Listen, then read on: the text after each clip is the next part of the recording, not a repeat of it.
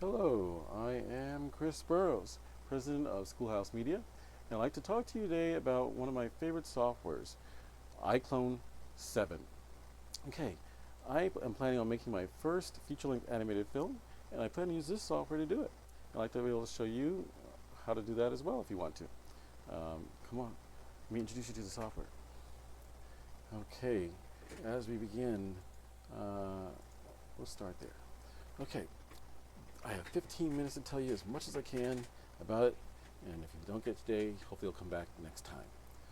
Okay, it starts out this bar across the top. Basic things. File, like starting a new project, opening project, saving a project. Editing. Not going to use this tab too much because you can do all the same stuff in other places, but like aligning, linking, attaching, moving things. Creating. That's the one I'm going to use probably the most. You can create primitive shapes, surfaces, particles, speed trees, billboards, physics, lights, shadowcaster, dummies, cameras, and a path. Okay, today it says primitive shape. Well, let's try that. Let's click on the box. There we go. Our first created object in iClone. I got myself a box. Ooh, look at that box. It's got the shadow all in there and everything else. Okay, ooh, that's kind of cool. Okay, now, what else can I create? Well, it says create. Let's do a sphere as well. Look, where's my sphere? Oh yeah, that's right. The sphere is probably there inside the objects. Okay, so I'm going to just slide over. Create it right in the same spot, and so it was smaller, so it's right there inside. Okay, then I have a modify tab. Okay, animation tab, a render tab, a view tab, a Windows tab. Right now all the windows are open, and a help tab. Okay, so we've created two objects. Notice how my create has some other things here too. I can create surfaces, particles, speed trees, billboards, all these things that said I can create. I talked about those already. Okay, so let's move on. My next row down. These basic buttons, file related, new project, opening a project, saving a project, and then I've got this little eyeball. I can click a quick view of this and show you a quick render of what the screen will look like if it's viewed out. Okay, maybe I don't want that grid in there. Yeah, who wants a grid? Okay, if I hold Control G, I can turn that grid off. Okay, let's try that again. There we go. Now I have it without the grid. Full size. Ooh, look at it. My first thing, a ball and a box. Okay, close that out. Now, what else is this? This can actually make a full-fledged render of the scene. Okay, I can undo and redo, and I've got these little buttons here. Okay, little arrow, that's for selecting. Okay, so I double click on it, and I can select it. Double click, selects it. Not bad. Okay, this is translating it back and forth, back and forth. This is rotating it, orbiting it. This is scaling it. Okay. Ooh, cool. Now, those of you who use other softwares, your W-E-R-T, W, translate, E, orbit, and R, rotate. Okay. Or R, scale, sorry. Okay.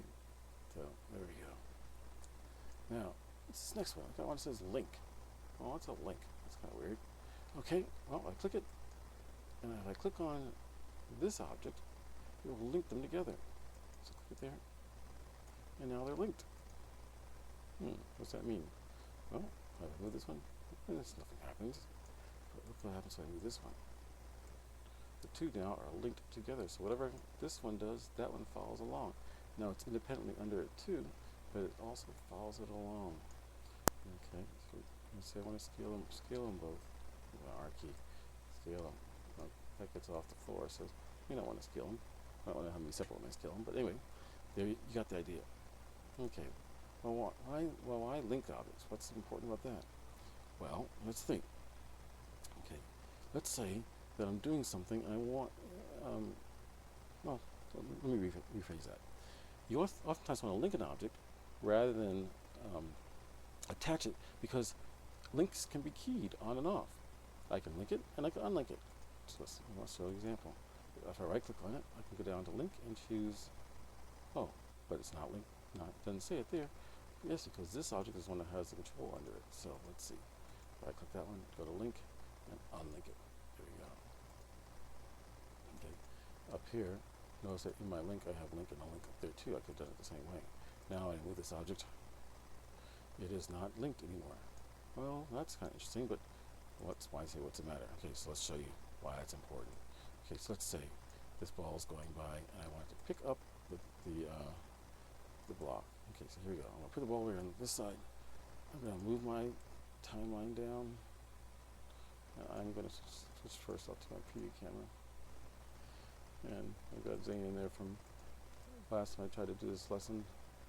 And sound was all messed up, so this is actually time doing it again. So in case I'm out here somewhere. And I've got this, okay, there's another camera in there from last time too. I really didn't get this ready for you properly, but okay. So here we go. I'm going to move the ball. It starts over there on the left. Come down here in the timeline some, and then I'm going to move it down to here and maybe over here as well. Okay. So if I go back my timeline, notice how the ball moves. Cool. Okay. Now I'm going to put my block to start out with here. Okay, so here we go. The timeline moves. Now let's see, when I get to here, I want the block to be linked to the ball. So I've got my block chosen. Then right click on it and choose link to, and click there, and it links to the ball. Okay, then I'm going to go, ooh, there it goes, it links. And then at this point, let's say I don't want it linked anymore. It puts it down. I'm going to right click on it, choose link, choose unlinked ball. Notice how the ball continues. Ooh, that's cool. You can pick things up, you can put them down so easily. Wow. Okay, so that's one interesting thing. Okay, now let's do this. I'm going to go create. I'm going to put something else in the scene. Let's put a cone in this time. Okay, there's my cone. Okay, now my cone, it's way out there. Let's say I want it to be right where my cube is.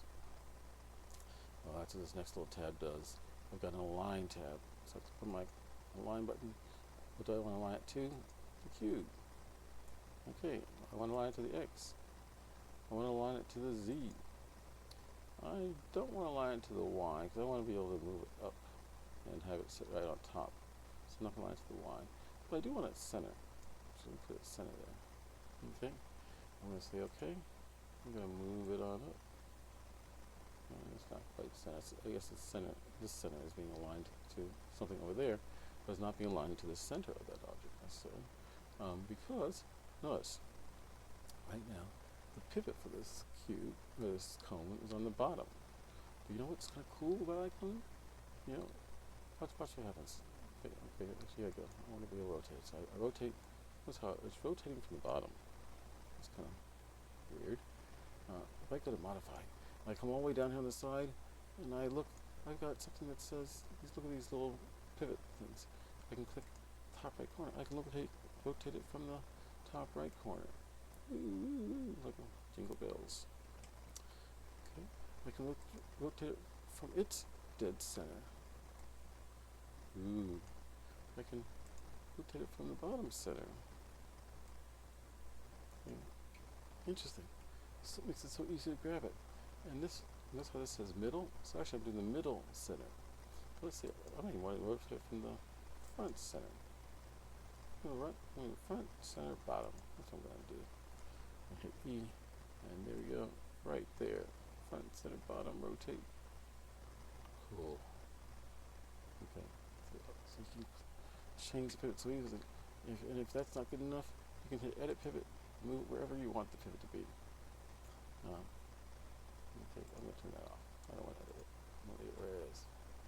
Okay, now. So, it goes, it pulled it out from underneath me. Wow. Well, let's do this. Click on that one. I want it to be attached. Now this one I'm not going to be able to, animate it if I choose attached, but I'm going to choose attached.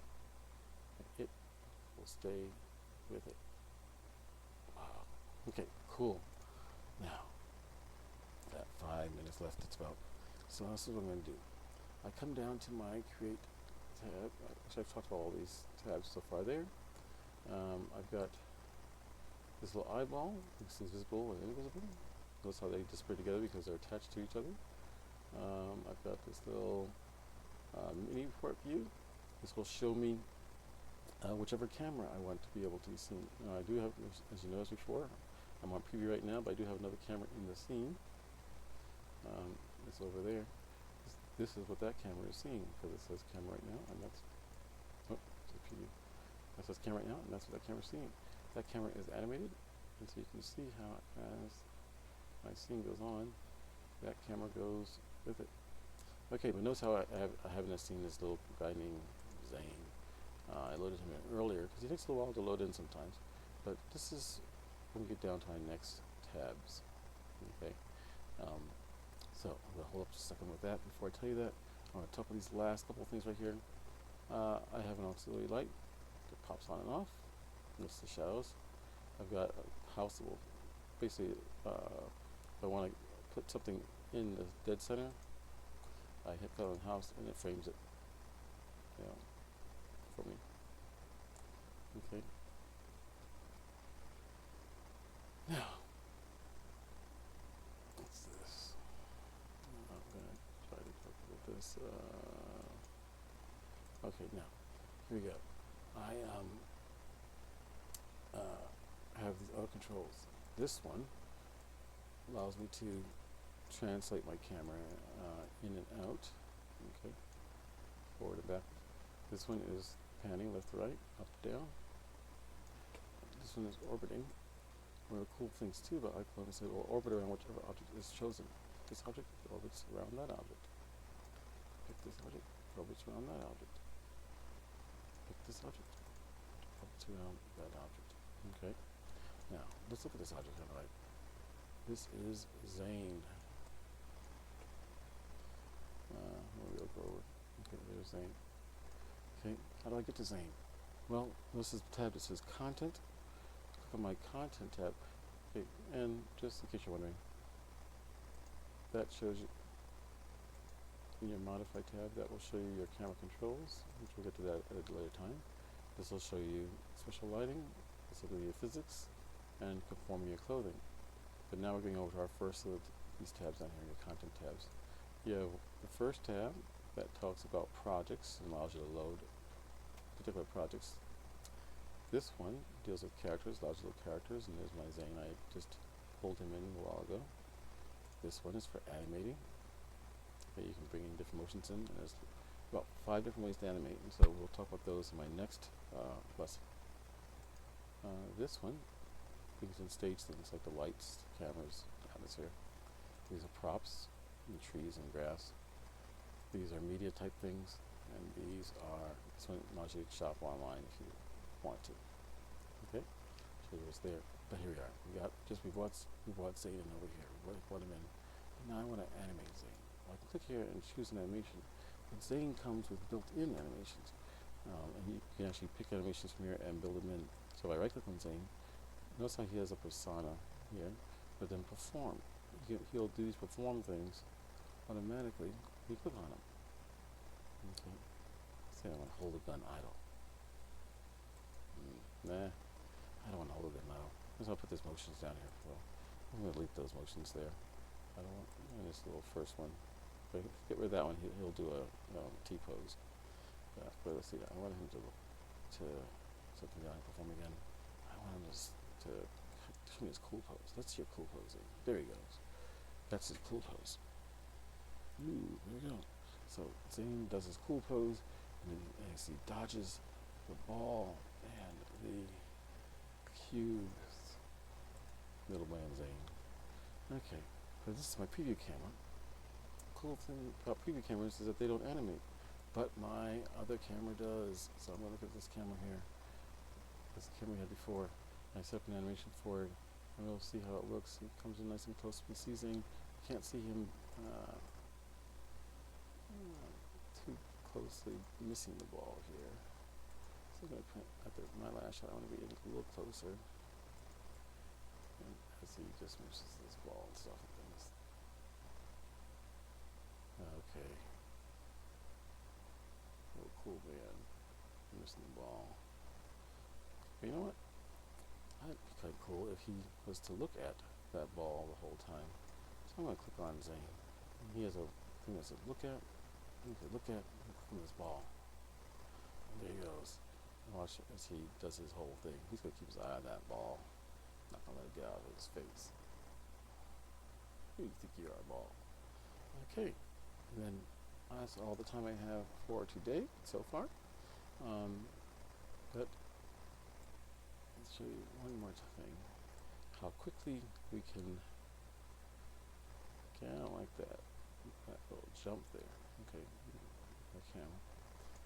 So I'm gonna hit undo. Get rid of that last little change in the edit that I made. There we go. Okay, and I'd like to be able to render this out for you, but you'll have to wait next time to see it. So once again, I am Chris Burrows. And this is the end of my first presentation on iClone. Come back next time and learn more. Talk to you later.